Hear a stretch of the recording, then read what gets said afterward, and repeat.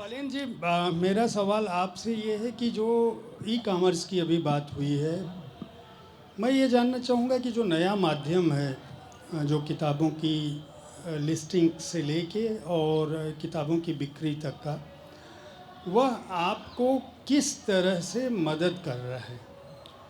मतलब जब किसी भी माध्यम पे आप किताब को डालते हो और वह किताब डिमांड और सप्लाई के चेन में जाती है, तो उससे आपको कितनी मदद मिलती है? यानी आज की तारीख में राजकमल प्रकाशन दुकानों से ज़्यादा किताब बेच रहा है, बुक शॉप्स पे ज़्यादा किताबें बेच रहा है या ऑनलाइन बेच रहा है?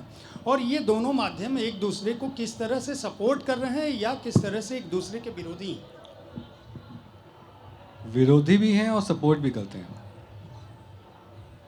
आ, मैं राजकमल प्रकाशन की बात करूं तो हम साल में लगभग 70 एग्जीबिशंस ऐसी करते हैं, बुक फेयर्स और सोलो एग्जीबिशंस जो अलग अलग शहरों में होती हैं या बड़े फेस्टिवल या मेलों का हिस्सा होती हैं।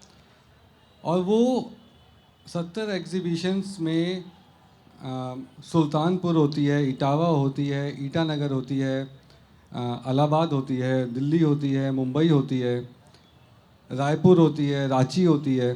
तो हमारा पाठक, मतलब हम सबका पाठक, प्रकाशक का, लेखक का पाठक सिर्फ ऑनलाइन नहीं है। ऑनलाइन एक बहुत अच्छा, आसान और तेज़ ज़रिया है अपनी जानकारी, किताब पहुंचाने का। लेकिन अभी भी एक बहुत बड़ा वर्ग ये वो है जो दुकानों से किताब लेना चाहता है या मेलों से किताबें लेना चाहता है। वो आके जब 5-10 किताबें खंगाल नहीं लेगा, उलट पुलट नहीं कर लेगा, पूछ नहीं लेगा कि कौन सी किताब अच्छी है, कौन सी पढ़नी चाहिए, या उस लेखक की नई किताब कोई आई, वो तब तक किताब नहीं लेगा। मेलों में हम सब ने ये देखा ही है कि कितने पाठक ऐसे आते हैं जो बड़ी बड़ी इतने बड़े बड़े ढेर ले जाते हैं किताबों के, मतलब ट्रॉली बैग लेके आते हैं, एयर बैग लेके आते हैं, वो पूरा भर के लेके जाते हैं। वो किताबें, ऐसा नहीं है कि ऑनलाइन उपलब्ध नहीं है, वो किताबें ऑनलाइन उपलब्ध हैं, लेकिन जब तक पाठक उसे खुद पलट के ना देख ले या लेखक से मिलने का जुड़ाव हो जाता है कई बार, उससे किताब का बिक्री का असर पड़ता है। तो ऑफलाइन ख़त्म नहीं होता। हाँ, एक वो पाठक भी है जो प्राइस सेंसिटिव है, जो ऑफलाइन में जाता है और देखता है कि ये MRP पे 250 रुपये की मिल रही है और ऑनलाइन 200 रुपये की मिल रही है और फ्री डिलीवरी मिल रही है, तो मैं ऑनलाइन क्यों ना मंगवा लूँ। वो पाठक भी है। तो अब तो इस तरीके से ये सपोर्ट भी करता है कि ऑफलाइन दुकानदार के यहाँ किताब देखी और ऑनलाइन ख़रीद ली, या ऑनलाइन किताब देखी तो लेकिन सोचा कि पहले एक बार खोल के तो देख लूँ कि किताब में है क्या, प्रोडक्शन कैसा है, कंटेंट क्या है, जैसा मैं सोच रहा हूँ वैसा है, तब वो ऑफलाइन जाके ख़रीद लिया।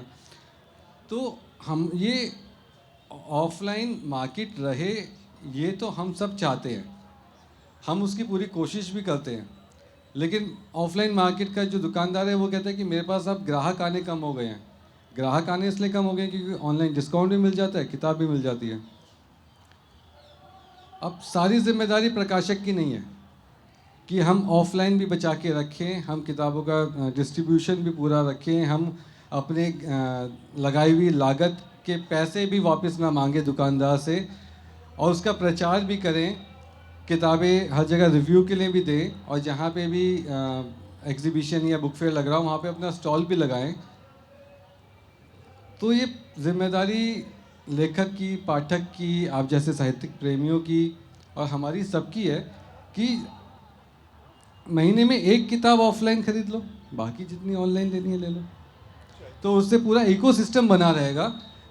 बुक सेलर्स भी हमेशा सस्टेन करेंगे, लेखक भी दुकानों के में आते जाते रहेंगे, प्रकाशक को दुकानों में किताबें भेजने में नुकसान नहीं होगा।